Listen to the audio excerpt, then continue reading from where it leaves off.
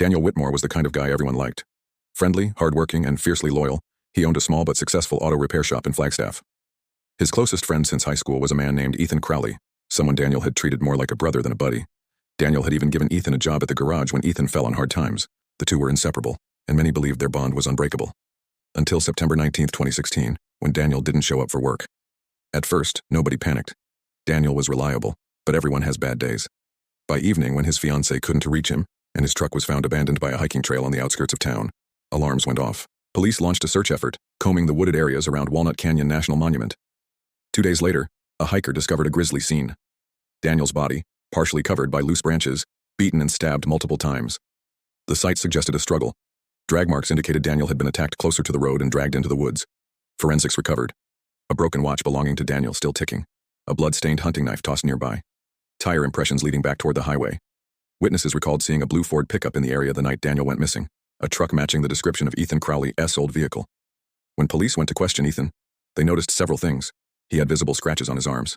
His stories about his whereabouts that night kept changing. His truck had been recently washed, but luminol testing revealed traces of blood in the bed.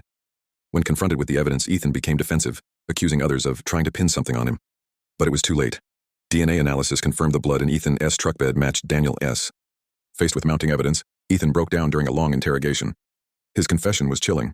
Daniel had recently discovered that Ethan had been embezzling thousands of dollars from the garage's petty cash account. Rather than confront him publicly, Daniel had given Ethan an ultimatum: either confess and pay it back or he would be reported. Ethan, overwhelmed by debt and pride, lured Daniel under the pretense of a late-night hike to talk things over. Instead, once deep into the woods, Ethan attacked him with a hunting knife he had hidden in his backpack. Daniel fought back, but the element of surprise and Ethan's rage overwhelmed him.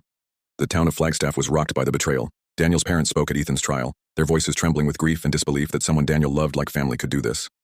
Prosecutors showed no mercy. They emphasized the premeditation. Ethan had planned to kill Daniel rather than face humiliation or legal consequences.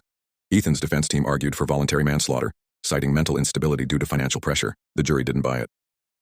After 3 days of deliberations, Ethan Crowley was found guilty of first-degree murder. In January 2018, Ethan was convicted of first-degree murder and sentenced to life in Arizona State Prison without parole.